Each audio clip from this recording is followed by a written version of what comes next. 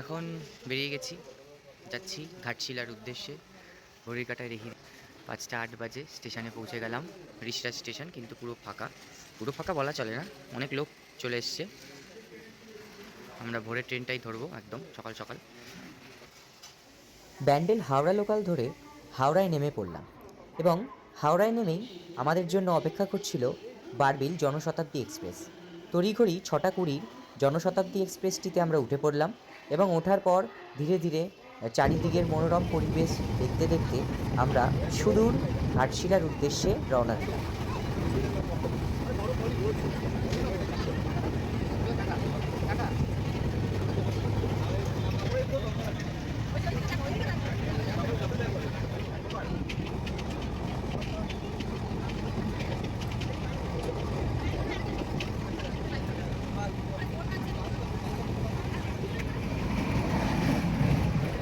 चले आए हैं यहाँ पे, कहाँ पे? बंगाली तो नहीं चलता इसमें। हाँ।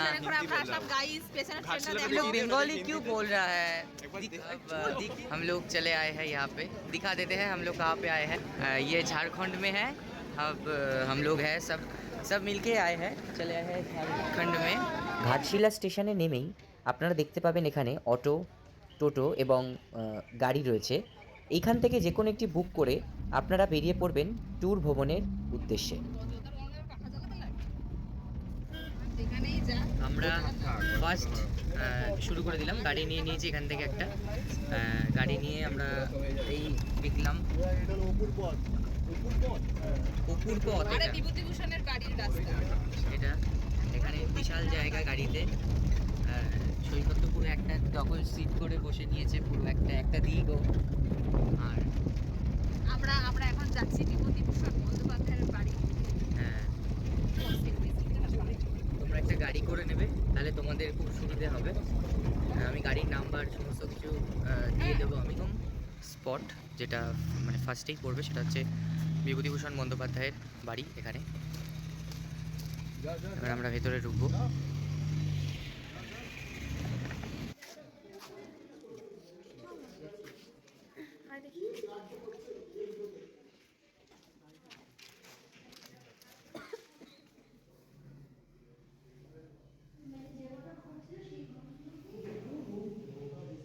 বিভূতিভূষণ বন্দ্যোপাধ্যায়ের বাড়ি ভ্রমণ করার পর তারপরে আমরা বেরিয়ে পড়লাম সুবর্ণরেখা নদীর উদ্দেশ্যে। আমরা যেতে যেতেই প্রথমে সুবর্ণরেখা নদীকে টপকে আমরা ওপারে যাব এবং ওপার থেকে আমরা আবার রিটার্ন সুবর্ণরেখা নদীর দিকে আমরা চলে আসব। এই সুবর্ণরেখা নদী কিন্তু একটা ঐতিহাসিক নদী, যা আমরা ছোটোবেলায় অনেক বইতে আমরা পড়েছি।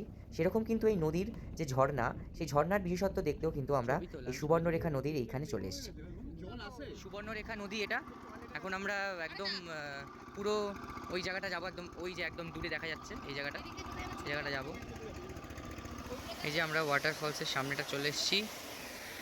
ওদিক দিয়ে অল্প অল্প, আর এখানে কিন্তু মাটির তলা থেকে জলটা বেরোচ্ছে।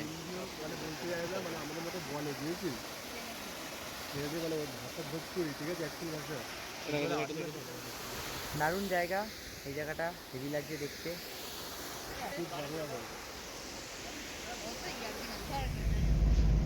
সুবর্ণরেখা নদীর ঝর্ণা দর্শন করার পর আমরা বেরিয়ে পড়লাম সিদ্ধেশ্বর বাবার মন্দির দর্শনে।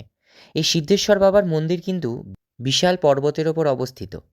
সেই পর্বতের ওপরে আমরা পায়ে হেঁটে যাব এবং এই পায়ে হেঁটে যাওয়ার যে একটা এক্সপিরিয়েন্স তোমাদের সঙ্গে শেয়ার করব।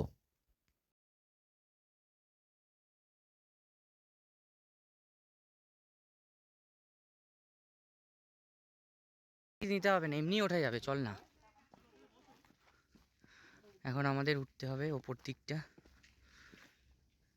আস্তে আস্তে উঠছি পাহাড়ে। না না, কোনো লাঠি নেই, তুই উঠতেই তো পারছিস, আবার লাঠি নেওয়ার কি আছে। আমরা কিন্তু অনেকটা ওপরে চলে আসলাম, কিন্তু পাহাড় মানে পাহাড় থেকে অনেকটা ওপরে আসতে হবে হেঁটে হেঁটে। লাঠি দেবে, আমরা লাঠি নিয়ে নিই, আমরা নর্মালি। হ্যাঁ,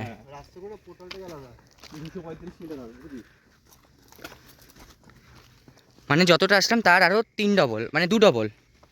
350 মিটার উঠে গেছে অপূর্বশে।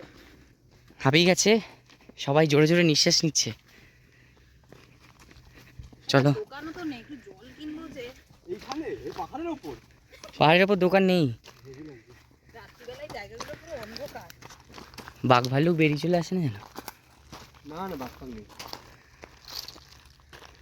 না বাঘগুলো উঠতে না মন্দির কোথায় ওই দিকে। কোন দিকে পাহাড় থেকে আমরা ভিউটা দেখবো, ওদিকে হালকা ভিউটা দেখা যাচ্ছে। এই যে পাহাড়টা পুরোটা কিন্তু কুয়াশার জন্য দেখা যাচ্ছে না, পুরো এই যে এটা কিন্তু পুরো আর বহুত উঁচুতে রয়েছি আমরা।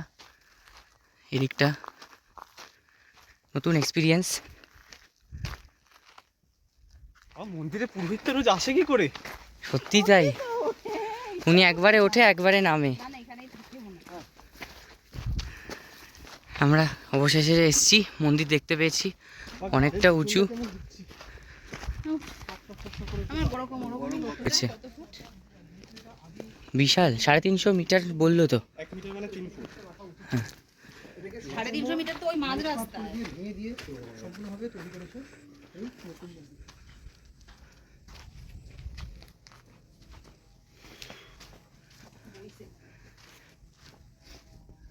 এটা আসল দরজা